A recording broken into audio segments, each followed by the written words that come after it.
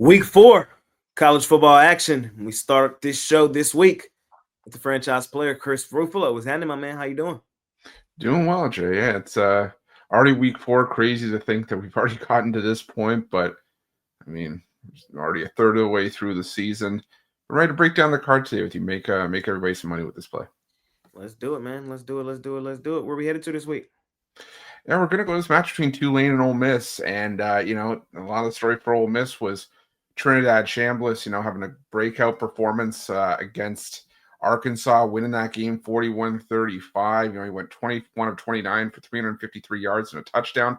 I think he should be their starter for the rest of the season. And Ole Miss could show some promise in that aspect. But the problem for me, though, is that we're being asked to lay 13 points with Ole Miss in a spot where they've got LSU at home on deck. And I'm not saying they don't care about Tulane, but this is still a feisty Tulane team that's still going to come in and show some heart. I think that this is still a solid Tulane team in the AAC this season. And for me, the problem is Mississippi State can score, but they can't play defense. I mean, this is a Tulane team that's going to come at you, run heavy. They're top 30 in rushing attempts per game, top 35 in yards per carry. You're going against an Ole Miss defense that's been gashed on the ground this season, 118th in rushing yards allowed per game, 123rd in yards per carry allowed. I think Tulane's going to do enough here running the football, maybe keep this one a 10-point game, maybe even a 7-point game if they don't give themselves a shot to pull off the outright upset here. So I'm going to go with Tulane here, plus the 13 points. I think that there's definitely some value in this one. Chris, on the green wave. Do you think Lane Kiffin's going to apologize again after this game if they don't cover? He'll never apologize. He did the other week. I know, but he won't. I'm saying he'll never truthfully apologize. He'll just say it. They're just crocodile tears. He doesn't mean it. He's just saying it to save some face. Fair enough, man. Fair enough. What are your full season thoughts on these two teams? Like I said, I still think that Tulane will be able to compete in the AAC. Ultimately, I do think that's North Texas's conference to win. I really like the Mean Green, but I think the Tulane, if they can keep it up and pull off some upsets here and there, they might be able to give themselves a shot to maybe stick a claim for the group of 5 if they're able to run the table in the AAC. But Ole Miss, they're only going to go so far as their defense is going to take them. Like I said, they're going to be able to win some offensive games against teams that maybe can't, hang with them offensively. But you got to remember the SEC has a ton of, just out and out dogs, teams like Georgia, teams like maybe not Tennessee. Tennessee can go offensively, but teams like Alabama. There's going to be some tough spots for Ole Miss to try to break through offensively. So their defense is going to have to step it up. And if it's going to keep playing like this, I don't necessarily know if I give them a shot in the SEC. They'll be going bowling, but unless they fix these holes on defense, they're definitely going to have some tough times. Fair enough, man. Fair enough. I've heard a lot of talk about the Green Wave possibly being that group of 5 team that, makes the college football playoff this season. What chances do you give them of being that? Well, like I said, I have North Texas winning that conference, but the thing is they don't play North Texas this season. So the only time they would face them would be in the AAC title game. They've got winnable games almost the whole way. The toughest game, I think, will be a road game against Memphis, maybe a road game against UTSA, but those are the only 2 landmines I really see down the stretch. They've got at Tulsa, home against East Carolina and Army, and they close out the season with home against FAU, at Temple, and home against Charlotte. So if they can navigate those games on the road against UTSA and Memphis, I've given them a pretty good shot at making the AAC title game. Fair enough, man. Fair enough. Let's see what the Green Wave got going. See if they can pull out a nice size upset this weekend. They're on the road. I think it's kind of tough, but I definitely think they can come here and keep this one competitive. So we'll see. Their season kind of rides on a solid performance here. So with how light the rest of their schedule is, in contrast, So we'll see. Huge game for the Green Wave this week. Chris, man, a lot of action this weekend. I think it's a really solid card. College football and NFL is coming up weekend. What you got going on over at Pickdawgz Premium? Yeah, Pickdawgz Premium this weekend. We'll have my platinum player from college football, my best bet on the board. We usually go high volume on the weekends, so We'll see if that ends up being the case here, but we'll definitely have a nice handful of plays. Definitely hop on something long-term, though. It's the best way to go. A lot of times with me, the 3-day and 7-day passes are less than buying each of the daily packages individually, and they also get you my NFL this weekend as well as, Major League Baseball. We're down the home stretch before you head into the playoffs. We still got WNBA on the board too. So make sure that you check that out. And like Jay said, use that promo code PICK at 15% off your purchase. Hey man, Chris, appreciate you coming on the show. Of course, me and you talk 7 days a week pretty much. So you can see a lot of Chris here on the YouTube channel, morning shows, individual content. The wraparound will be back before we know it. Chris is somebody you definitely want to have on your side, man. So make sure you hop on with my guy. He's the franchise player for a reason. Batting first today. Appreciate you, Chris. Appreciate you having me. Thank you. Yes, sir. And we keep it rolling here on the College Football Show. And I have Big Al McMorty here with me. Al, good to see you this week. How you doing, my man? Doing well. Doing well, Jay. How are you doing? I'm doing good. I'm doing all right. Last week, college football and NFL didn't treat me too well, so I'm looking for a bounce back week this week. But hey, I got a great crew of guys with me this week to help me see the board better, you included. So, I got my head kicked in on Sunday in the NFL. I had a great Saturday. College has been off to a great start, 19-9 in college football, but the NFL, kicked my butt. But it's just 1 week. Move on. Same, exactly. And we're so early. We're starting to get more data. We got film. Starting to learn who some of these teams are. The more and more we get deeper into college football and the NFL season. We're talking some college football right now. And where we headed to first, my man? Oh, let's take a look at the Boise State Air Force game. Boise has long been one of the best point spread teams in college football. And one of its better categories is when it takes to the road versus an opponent off a straight-up loss. In that situation, the Broncos have gone 41-20 ATS. And I like Boise, as a double-digit favorite to blow out Air Force on Saturday. Boise had this disastrous season-opening game against South Florida. They committed 3 turnovers. South Florida didn't commit any turnovers. And South Florida won that game 34-7 as a 4-point home underdog. But when you look deeper into the statistics in that game, you see that Boise actually out-yarded the Bulls. It just was, a debacle when it came to the turnover. So Boise did bounce back from that game. They won against Eastern Washington, which is an FCS school, I know, but they still, flattened Eastern Washington 51-14. And now they're going to be taking on their Mountain West rival, Air Force, and Boise has dominated in this series, going 5-1-1 ATS. I think Boise is going to be ultra focused to play an FBS team, after losing that first FBS game to South Florida. And I'm going to lay the 10 points with Boise. Boise come off a bye in this one as well, huh? Yeah, that really doesn't factor into my handicapping, though. There are certain situations I do care about the bye week, but this would not be one of them. Fair enough. I had Boise in their week 1 matchup against South Florida. I thought they would dominate the line of scrimmage and, kind of be reminiscent of the team of last year. It was evident they were not that in that game. But, we've seen South Florida look good against some even better competition after that. So maybe we look at Boise and say, bad game, but like you said, getting back into now, this type of competition, they should get back to what they've been, which is dominant here in the Mountain West. So we'll see. We'll see if the Boise Broncos can continue to beat up on Air Force. That's the first game we're breaking down here today. Where are we headed to next, my man? Well, let's go down to Southern California, to San Diego State. They're going to host the California Golden Bears. California had a very nice win last week. They're an underdog, and they were playing an undefeated Minnesota Golden Gopher squad, and they upset Minnesota. But now they have a tough road game, and they're laying 13 points at San Diego State.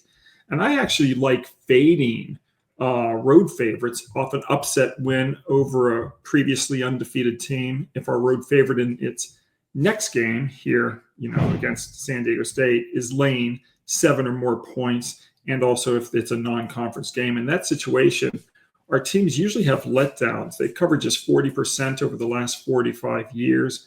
And this is a big letdown spot for Cal off that upset win over an undefeated team. So we're going to take San Diego State plus a 13.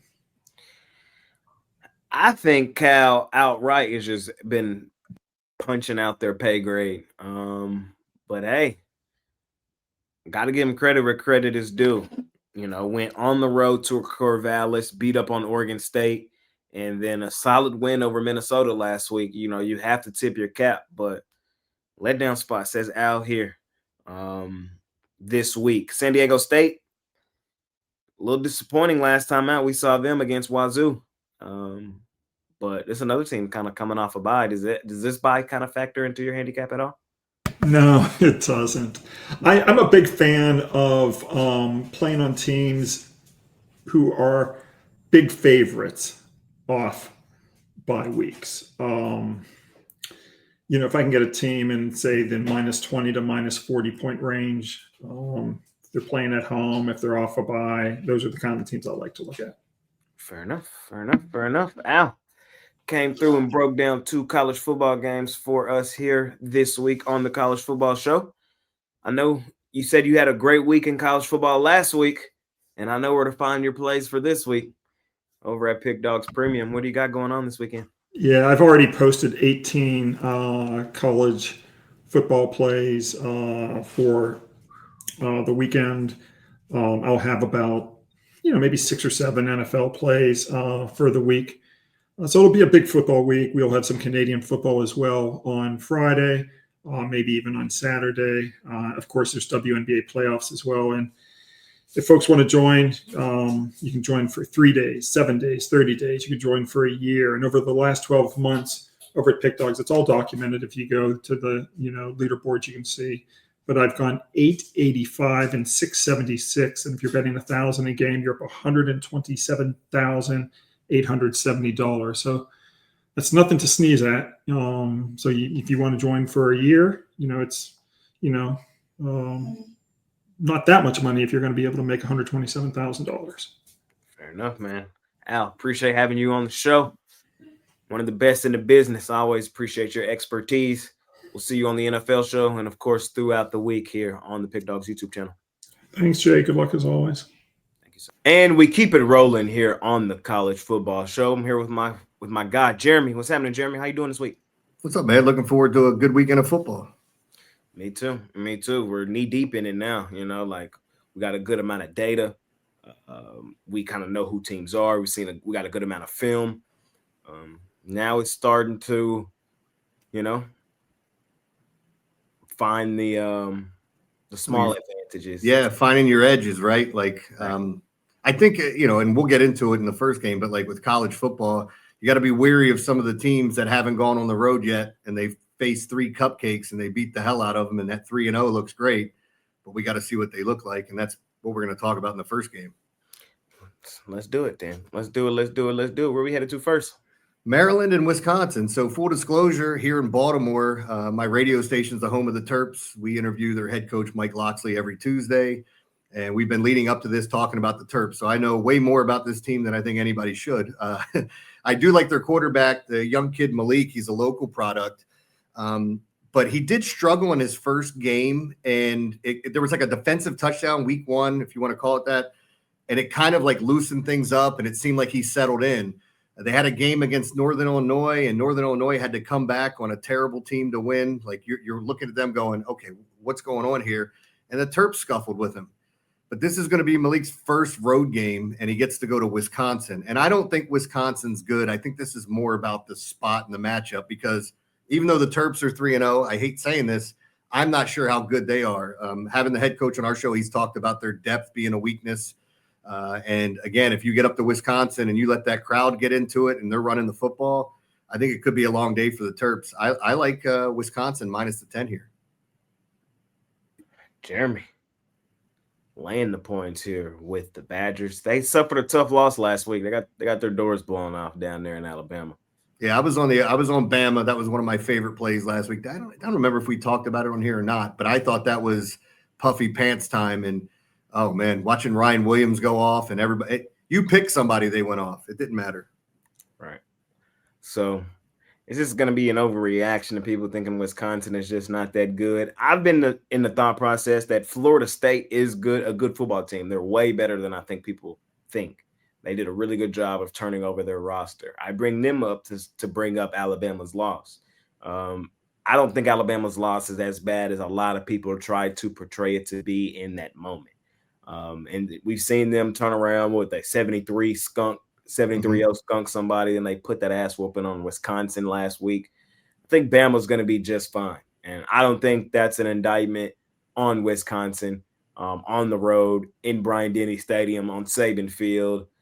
We've seen for the last 20 years just about everybody go in there and get flooded. So, yeah, I mean, for me, spot for Wisconsin at home here. Absolutely, and I don't know if I'm feeling more people misreading this Maryland team because they blew out Towson. There's nothing to talk about there when you're talking about a lower level school, and then they beat Florida International and Northern Illinois. None of those teams are good comparing the standards, and then now you take a young quarterback and you put him in that environment in Wisconsin.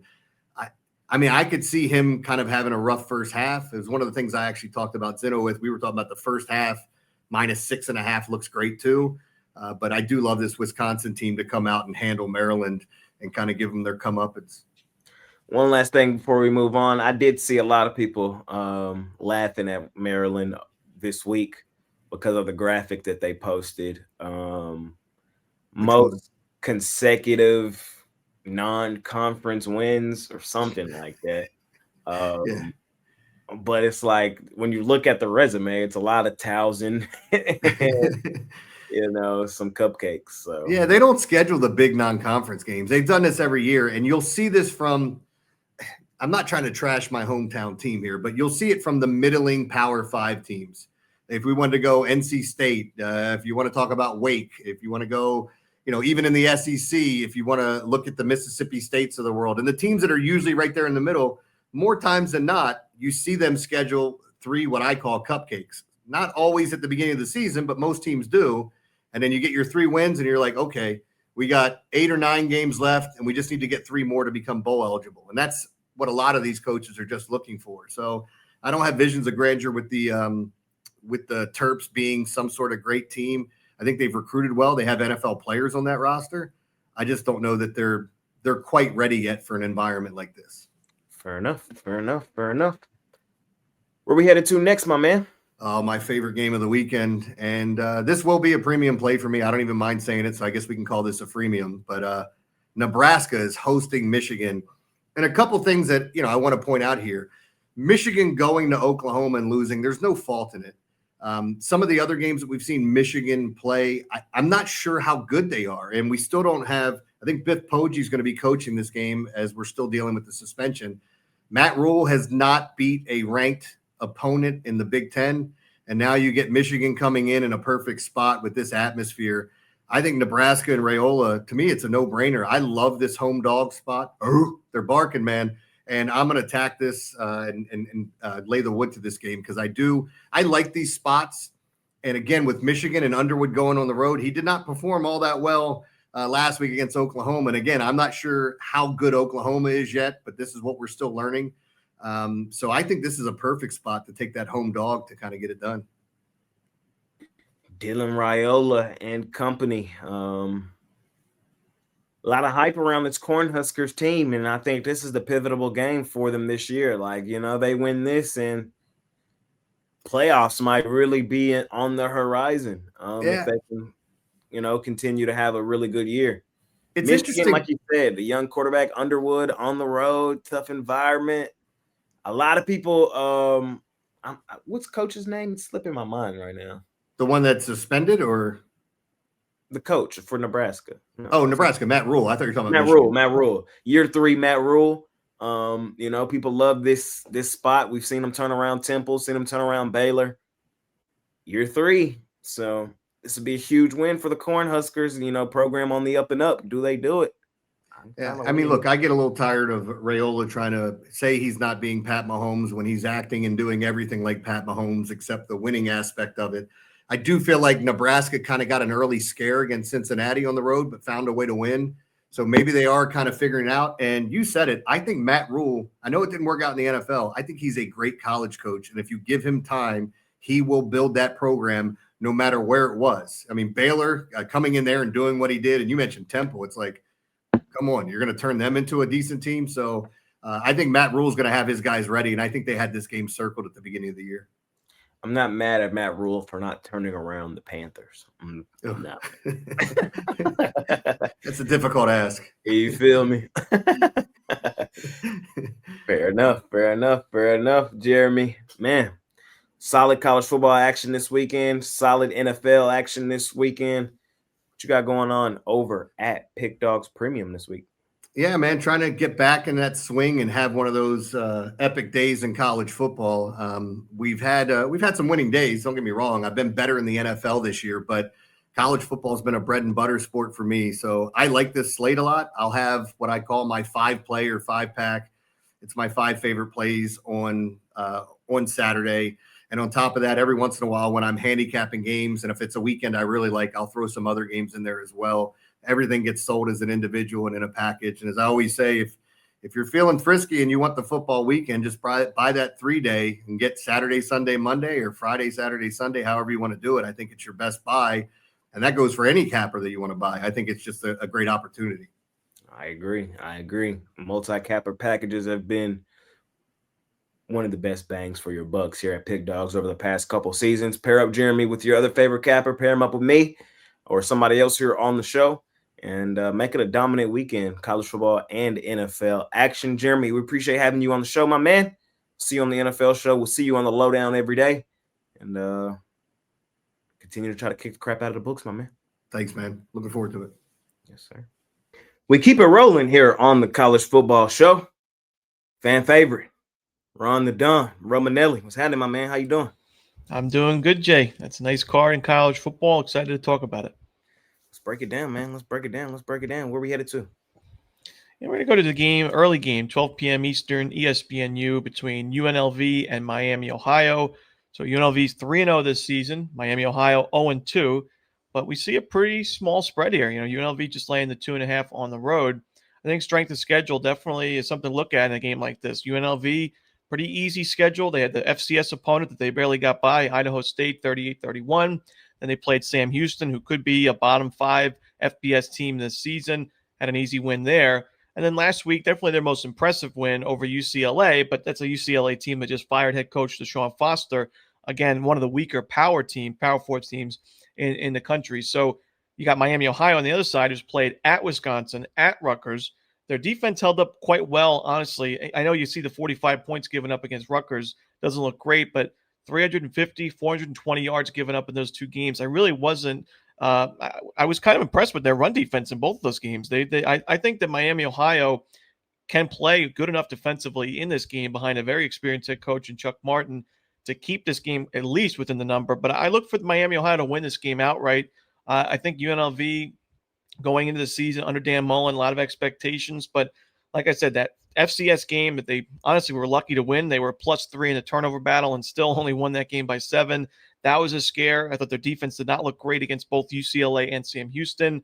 I think Miami, Ohio is a live dog in this game. I love fading Dan Mullen. Mitch and I always loved fading Dan Mullen when he was a member of the Florida Gators. I'll fade him in this spot. Give me Miami, Ohio plus the points. We're on the Don on Miami, Ohio. In this one, I would agree.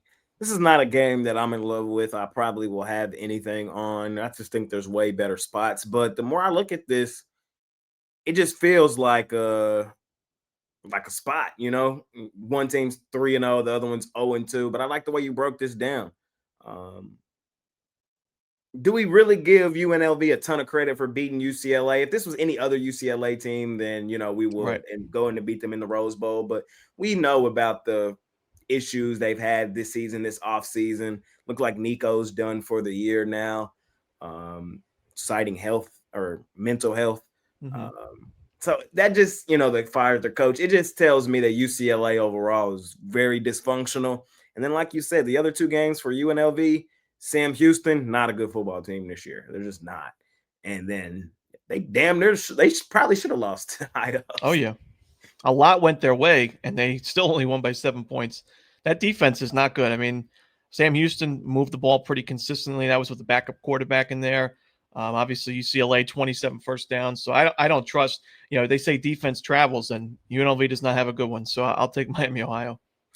Fair enough. We look at who Miami, Ohio's played. Wisconsin, I know they got beat up last week by Alabama, but I don't think Alabama's nearly as bad. I said this with Jeremy. I don't think Alabama's nearly as bad as everybody's portraying them to be. I think Florida State's a good football team this year. Yeah. And, kind of just caught Alabama at a good time. But they bounced back really well. Saban Field, Bryant-Denny Stadium, over the years, like how many teams have we seen there go in there and die? Right. So I'm not going to just say Wisconsin is trash. I think they probably bounce back this week. That's what we talked about with Jeremy against Maryland. But yeah, Ron, I'm with you here in this one. I like the way you broke this one down.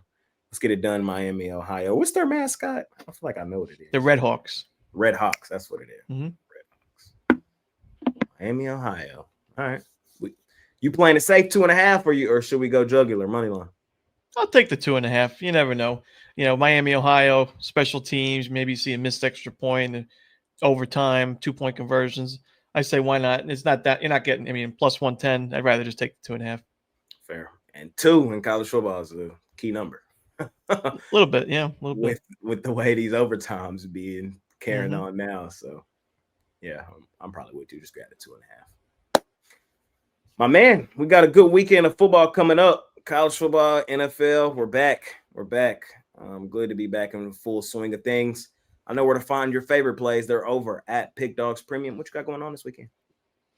Yeah, last week 5-3 on Saturday. College football 6-3 overall in college football in week 3. So looking to have another big week. I see some really great games on the board, both college and the NFL. So best bet, grab a long-term plan, maybe even a 3-day pass to get you all those football selections. Of course, my Major League Baseball plays as well. But yeah, looking to do some damage, having a great year overall, especially in those spread sports. So let's keep cashing. Let's keep cashing. Before you know it, baseball playoffs will be here. We're knee deep right now in WNBA playoffs. The Bake Shot Breakdown will be back before y'all know it. Man, it's that time of year, Ron. We're heading into it. And Ron's the perfect guy to have on your team. So hop on with my guy over at Pick Dawgz Premium. Appreciate having you here on the show, Ron. We'll catch you every day on the Rundown, the best baseball betting podcast on the planet. We'll catch you on the morning shows throughout the week and right here on the college football and the NFL shows as well. That sounds great, Jay. Thanks for having me. Yes, sir. Rolling right along, man, here on the college football show. We got Ashley. Ashley, man. Whew. College football. What a season it's been thus far. It's rolling right along. Like, man. We're in the middle of it already. Right. We're knee deep. I just looked at the calendar. We're 10 weeks from Thanksgiving already. So football season's in full swing, and there'll be postseason like 10-ish days away. We're in it. It's fall. It is fall, man. And that's when the football started getting great. That's when college football started getting great. I think it's a good card this weekend. Where we headed to first? First game, we're talking Maryland, Wisconsin here. Terps and the Badgers. Terps enter this one. They've been playing well. They're 3-0 on the season so far. They've really dominated the non-conference games. Badgers 2-1. We saw them drop to Alabama last week. But this Maryland offense has looked really good, very effective. They have a true freshman quarterback, Malik Washington. He's been a stud. 773 yards through the air, 6 touchdowns, only 1 interception. Looking at the other side, Wisconsin this week, they do have some quarterback issues. After week 1, their starting quarterback went down with a knee injury, so he hasn't seen the field since week 1. There is some chatter that he could potentially come back this week, but the Wisconsin coaching staff's been pretty tight-lipped about it. So TBD on if he's going to play. If he does not play, backup Danny O'Neal will be in, and that could be problematic here for Maryland. For Wisconsin. He's thrown 4 picks through his 3 starts. And this Maryland defense is very, very good as well. They lead the nation in turnovers currently. They've had 7 interceptions through the first 3 weeks. Even if Edwards does play, though, I don't think it's going to make a huge difference here because this Terps defense is putting pressure on, and I'm not sure Edwards is going to be at 100%. So even if he does play, they can definitely get to him, cause some turnovers, and turn the game their way. On the other side, though, Wisconsin's defense is also very, very good. They've seen a lot of success against the run.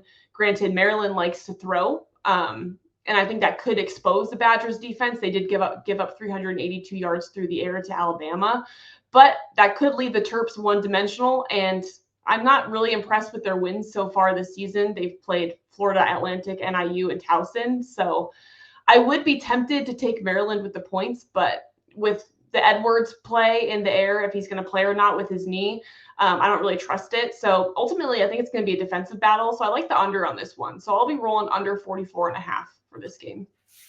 Low scoring game. I like it. I can see it. Wisconsin coming back home, looking for a bounce back after getting embarrassed on the road, which I don't think means much of anything. Saban Field, Bryant-Denny Stadium. We've seen many people go out there and get blown out. So I don't think it means much in the grand scheme of things. And then Maryland, I can't put too much stock into this team based on their non-conference schedule. That's as weak as it gets. That's as weak as it gets. So, I can see this being a low-scoring, typical game in Wisconsin. You know how they play out. Exactly. Fair enough. That's the first one we're talking about. Where are we headed to next? Throwing it over to Washington. A nice rivalry game here. Washington and Wazoo. I think it's called like the Apple Bowl, the Apple something, but big rivalry game for these two teams. It is a revenge spot for Washington. They did lose and get upset last year. Washington State had that big win at Washington. So, the Huskies are going to come out and they're going to be out for blood in this one. They also had an early bye this year, had a bye last week. So they're coming off an extra week of rest here. So they're going to be fresh. And this Washington State team, they just got smoked by North Texas. The North Texas defense absolutely had their way with the Washington State offense. 3 sacks, 3 interceptions, 3 fumble recoveries. It was just a bad day for the Cougars. And frankly, this is going to be the first big matchup that the Washington State offense is going to have this season. I don't think they're going to be ready for it. And also, defensively, they're a mess too. To give up almost 60 points to North Texas is pretty brutal. Because Washington, they're averaging 568 offensive yards a game. Granted, they haven't really played anyone that impressive. They did play Colorado State, Colorado State was decent last year. They went 8-6, made it to a bowl game. They were fifth best scoring defense in the Mountain West. So Colorado State's not a joke by any means. But I do think Washington's going to be better on both sides of the ball here. Run game, super strong for Washington. Their running back, Jonah Coleman, is super legit. 7 touchdowns, averaging almost 7.5 yards a carry here. I think he's going to run all over this Washington State defense. And frankly, I just don't think the Cougars are going to have much to answer back with offensively. The Huskies defense is just super well-rounded. They ranked 9th in completion percentage, 46th in yards allowed per rush. They upset them last year, but Washington State hasn't won back-to-back games since 07-08. So I'm comfortable laying the points here. It's a big one, but I think this Washington team is just far and away much better. So I'll lay the 19.5. Fair enough. It's called the Apple Cup. It's just the Apple Cup. Apple Cup, Apple Bowl. And do you know why it's called the Apple Cup? I'm assuming there's a lot of apples grown in Washington. That's my best guess. Exactly why, man. Best guess. It's real simple. There's a lot of cool trophies out there. My favorite is the Iowa versus Minnesota. They play for a little pig. Oh, yeah? Yeah, that's my favorite one. Nice. Got my heart broken that game. What was that, 2 years ago? I think Cooper DeJean ran a punt back for the win, and they threw a flag. Oh, man. Everybody knows. They'll get to laughing at me in the comments because I talk about it all the time. But yeah, what is this apple? Like, is it a apple tree? What's the? It's just a regular trophy. Okay. Yeah, that would be cool if it was like shaped like an apple or something like it. But it's actually just a trophy. Yeah. I could be wrong in saying this, but I'm fairly certain the oldest rivalry cup in the FBS, Arizona State Territorial Cup. It's the oldest one. I do not know. You might Fairly certain. learn something new every day. Yep. There we go. Ashley just came and broke down 2 college football games for us this week. Appreciate you joining us as always, Ashley. And I know where to find your favorite place this weekend, over at Pick Dawgz Premium. What you got going this weekend? Yeah, so I post my best bet of the day every day, whether it's baseball midweek or NFL and college on the weekends. But now is a great time to pick up a longer term package, because in the next few weeks here, we'll have tons of action going on. Obviously, we're knee deep in college and NFL currently, but our baseball playoffs are kicking off here in about 10 or 11 days or so. So grab a month-long package and you will get all the action. There won't be any shortage of games on the board. So now's a good time to do that. And of course, use the code PICK for 15% off to get the most bang for your buck. Hop on with Ashley over at Pick Dawgz Premium. Ashley, we appreciate you joining us here on this show. We'll see you throughout the week and on this show throughout the year. Appreciate you. Thanks, Jay. And we keep it rolling here on the College Football Show. I got my guy, Brad Wins Bets, with me here. Brad, what's happening? How we doing? Doing good, man. Doing good. It is we're week 3 now, technically week 4 if you count week 0. These weeks are just flying by. Currently coming into this one 3-1. The streak ended yesterday, rolling with Florida. Tough game there. DJ, those 5 picks, brutal. We should have got that cover, but it is what it is. DJ Lagayulele is what I call him now. Yep. Brutal. Florida and those quarterbacks named DJ. We got to get away from them. Yeah, man, Florida State, now Florida. It's tragic. It was tragic, but we'll bounce back like today's slate. Yes, sir. We bounce back, man. We got a hell of a card this coming up weekend. What we doing? Where we headed to? We are headed to Utah. We're headed to Utah, and I'm talking college football with Jay Breaks. It's only right we talk some Big 12 ball, and we got a good one here. Kind of a weird start time at 12 p.m. Eastern, but Texas Tech heads into Utah to play the Utes. And look, man, I'm gonna have to roll with Utah here. I can't help but take this team only laying 3 points. I feel like it's a steal. I probably would have set this line at 4.5, 5. Texas Tech, don't get me wrong, they've played great. They played great, but you beat Pine Bluff, you beat Kent State, you beat Oregon State. I mean, to say the least, it's not an impressive resume. Don't get me wrong. Utah hasn't played the toughest competition either, but now Texas Tech is rolling into one of the tougher places to play, in my opinion, in the whole country. It is not going to be easy. Texas Tech is going to try to run their air raid offense. I think Utah has the defense to slow that down. I think they're going to put a lot of pressure on Morin. I don't think he's going to be able to let that fly like he's been doing against some of these, tougher teams. So I think Utah has the offense to move the ball. I think it's going to be a close and competitive game, but honestly, I think that home field advantage is going to be the difference maker in this one. And like I said, only lane 3 with Utah at home. I have to take it here. So give me the Utes. Brad loves coming on this show and going big game hunting. You already know. We're going to keep doing it too. Man, I hear your argument about Texas Tech and their light schedule to start the season. Utah is a tough place to go and play. I'm surprised what's the name's not back under center for Utah. Rising? Yes, Cam Rising. Finally, he's gone, bro. Like, he had great years with Utah, but like at the end there, he was hurting the program. He was. Yeah, he's been there for what? It felt like 9 years. He's been for there. real. Yeah. I believe in Coach McGuire. I believe in Morton, man. And maybe a little Texas bias in this one. And it is a tough place to go and play in Utah. I think Texas Tech is the more talented team, though. I do. I think they go here and win this football game. I hear you. I think you make a good argument. Fading you on this show hasn't been profitable. So it's definitely not fun, man. But I can't wait to sit back and watch this game. And you're right. This is such a weird start time. Yeah. For a Big 12 matchup. Yeah. Texas Tech is going to win a lot of games this season. They are. They're going to compete in the Big 12 and shit. They may win the whole Big 12, but this is a spot I think we got to take the Utes. Year after year, these are the spots they've been great in. At home, laying a short number. It needs to be done. You're right. I ain't gonna lie. You are right. You boys tough at the crib. Fair enough, man. Appreciate you coming on and breaking down this one. I I know where to find your favorite plays this weekend over at Pick Dawgz Premium. What you got going on at Pick Dawgz Premium this weekend?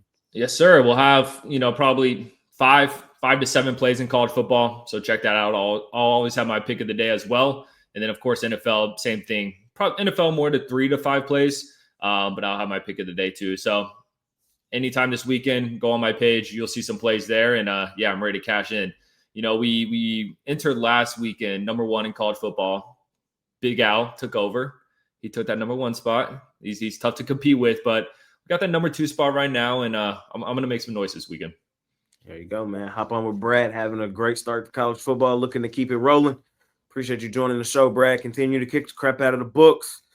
Follow my man on socials. Brad wins bets. That's hard. Appreciate that. Hey, appreciate you, my man. Yeah, appreciate it, Jay. And we keep it rolling here on the College Football Show. I got one of my guys, man, Brian Bidler, with me. How you doing, Brian? Can't complain. This college football season really rolling through, and we definitely have a bevy of great games here on Saturday, a chance to make some big profit, and I think we should do well with this card. Let's break it down. And like you said, man, the season, sheesh, we're a month in. Like, what happened? For sure. And it's only going to get worse. But, with college football, not that it's winding down, but once college football winds down, you got college basketball and NBA. So definitely lots of good things to look forward to in the future. Yes, sir. What we headed to here this week in college football? For me, I'm going to look at the Maryland Terrapins at those Wisconsin Badgers for one of my best free picks here on Saturday. This one goes off early, and I'm a little superstitious about those early games. But we should see a ton of love here for the Maryland, who comes into this one 3-0. They are a 3-0 team, but who did they really beat for those 3 wins? They took out Florida Atlantic at home, Northern Illinois, the Huskies, and Towson. Wisconsin comes into this one off a blowout loss against Alabama. As you guys remember, last week I gave out Alabama, but this week I'm going to switch sides and go on the Badgers. I think this team's much better than what they showed last week. Now, both these teams have been brutal ATS-wise. Wisconsin, though, has covered 3 of the last 4 against Maryland, and I think after Saturday it'll be 4 of the last 5. I'm going to take the Wisconsin Badgers here and lay the points, but make sure you shop for the best number because I see anywhere from 9.5 to 10.5 out there as we record this. There we go. Brian laying the points here with Wisconsin on Maryland. Maryland played the most cupcake schedule possible to start the season. Penn State may be more of a cupcake. Sure. I'll give you that one. But Maryland right there with them. And to be honest, I wasn't all that impressed with what they did through there. They probably should have lost that first game. And then their last 2 haven't been anything impressive to write home about either. So we'll see. Towson, NIU, FAU, none of those teams really moved the needle for me. I know Wisconsin's coming off of getting blown out by Alabama. Saban Field. That's Bryant-Denny Stadium. And we've seen Alabama do that to everybody pretty much over the past couple seasons. Really my entire lifetime, I've seen Alabama do that to everybody. So especially at home. So I'm not going to beat up on Wisconsin too much for that. Should be a solid bounce back spot for them at home this week with the Terps rolling in. Brian, man. We just broke down this one here for this week, college football action. I know where to find your favorite plays this weekend over at Pick Dawgz Premium. What you got over there this weekend? Yeah, make sure you check out my titanium play every day, but especially on Saturdays. College football for me, 94 and 69, 58% over the last 2 seasons. So I'm definitely going to have the best play on the board. So make sure you take a look for that titanium, maybe my 30-day pass for $350 because we're going to have action all weekend long.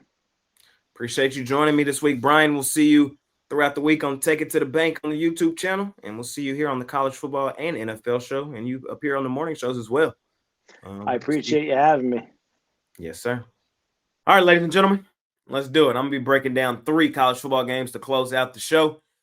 I just asked the guys and Ashley to come on here and, talk any game you want to. This week, they kind of were on the same page. I think the Wisconsin game was talked about 3 times. So I'm going to try to pick up some of the biggest games that weren't talked about on the show, so you guys at least have some thoughts and opinions on that game. The first one being a battle between two ranked opponents. We got Auburn out on the road facing Oklahoma, a SEC battle. Oklahoma 7.5-point home favorites, total 47.5. I think the line here tells you what you need to know. Oklahoma is over a touchdown favorite at home in this game for good reason. I like Oklahoma. I would look at laying the points with them here in this one. Shout out to Auburn. They've had a solid start to their season. We saw them go on the road and beat Baylor in that game, a game that a lot of people had Baylor pulling out the upset, me included in that game. But Auburn, I'm not a huge Jackson Arnold fan, but I got to give credit where credit is due. He's looked good early this season. He looked good in that game against Baylor. The other two games, I don't think we take a whole lot from. Minimal competition that Auburn has played in those games. This is by far the toughest competition they would have played thus far. Solid road win at Baylor, but Baylor's nowhere near compared to Oklahoma in my mind, in my opinion. Oklahoma, really good defensively. And I think that's going to cause Jackson Arnold some real problems. And again, this is the house of horrors for Jackson Arnold. He used to be the starter for Oklahoma. Now at Auburn, there's a reason he's not at Oklahoma anymore. If he was as good as advertised, he would still be the quarterback at Oklahoma, but he's not. And I think going back to the place where some people might be looking at this as a revenge story for him. I don't think so. I'm more looking at this as the house of horrors. So I think this Oklahoma defense is going to be by far the best defense he has played in quite some time. I think they cause him major issues in this game. On the other side, I really like the Oklahoma offense. Mateer, man, this kid's been balling. He came over from Washington State with his offensive coordinator, somebody who knew his game, knew how to game plan for him and put him in the situations he's best at. I say all that to say Oklahoma is the better football team on both sides of the ball, defensively and offensively. And they're at home in Norman. I think this is a tough ass for Auburn. I just don't like the spot for the Tigers in this one. Boomer, Sooner. I think Oklahoma stays unbeaten, at least into the Red River rivalry. And then, hook them. I think my Longhorns will be the one to eventually knock them off. I think that's the best rivalry in sports, the Red River rivalry, or at least in college football. Some are going to say, Jay, you're delusional, and I get it. But growing up here in Texas, bro, that's the best one. Honorable mention, Ohio State, Michigan. Honorable mention, the Iron Bowl, Auburn, Alabama. For me, it's Oklahoma, Texas, and I think they both head into that game unbeaten. Give me Oklahoma laying the 7.5. They're up and over a touchdown favorite in this game at home for good reason. So that's what I like in our first game that we'll cover here on the show. The next one, we got another pretty big matchup. We got Mizzou laying 9.5 points on South Carolina. South Carolina has been really disappointing thus far this season. They just got aired out by Vandy. Now, I have been on the Vandy hype train over the past 2 seasons. I really love Diego Pavia. He's a baller. But I had Vandy in that game. I thought that game would be much closer than it ended up being. This South Carolina team has been all hype. Sellers came in hype. Nick Harbor, if you play college football over the past 2 seasons, he's the best receiver in the game due to his speed. But this team has been disappointing to start the season, man. They did beat Virginia Tech, and then they did beat, South Carolina State. But to get aired out at home the way they did against Vandy is concerning. Now, this is going to be their first road game of the season. They're going on the road to Mizzou, who has looked really good in their own right. Granted, you got to kind of question the level of competition for them as well, ULL and Central Arkansas. But that was a really solid home win for them over a solid Kansas team. Beat up on them 42-31. I think this is a little bit overreaction spot, though. This is still a talented South Carolina team. And while this is by far the best team that Coach Drinkwitz has had here at Mizzou, I still don't trust Mizzou, especially not laying a number like this. So I think a lot of people are ready to sell their stock here on South Carolina. I definitely understand why. I don't want to put my hard-earned money on this team with the way they looked last week at home at the crib against the doormat, quote-unquote, of the SEC. They're not that Vandy, but that's the what am I looking for? You get what I'm trying to say. Like, that's the narrative. There we go. That's the narrative on Vandy, that they're the doormat. In South Carolina was supposed to be really good this year. A lot of people are not going to want to be on South Carolina. And Mizzou's really good this year, but I think South Carolina does enough to keep this one within the number. Scary bet, betting them on the road at Mizzou, who's good. But I think they play this one within the number. It's probably one of their best games of the season, coming off a terrible L. I'm going to lean towards South Carolina, Lenore Sellers and company. All right, last one I'll break down for y'all here on the College Football Show. Those damn Florida Gators. They're out on the road facing the Miami Hurricanes. Hurricanes laying 8.5, total 48.5. DJ Lago-Ulele is his new name. We kind of talked about it slightly with Brad earlier on in the show. Miami is head and shoulders the better football team, but again, I kind of got the same gut feeling in this one that I have in that South Carolina game, where it's like the ugly play is the right play, and it's to grab the points with the teams that have been not playing as well. So everybody watched Florida lay eggs in back-to-back weeks. They got beat up by South Florida at home. Losing in the swamp as the Florida Gators to South Florida is disgusting. That's as bad as it gets. And I thought they were going to have a bounce-back week last week going to play LSU. Thought they would at least keep that game within the number.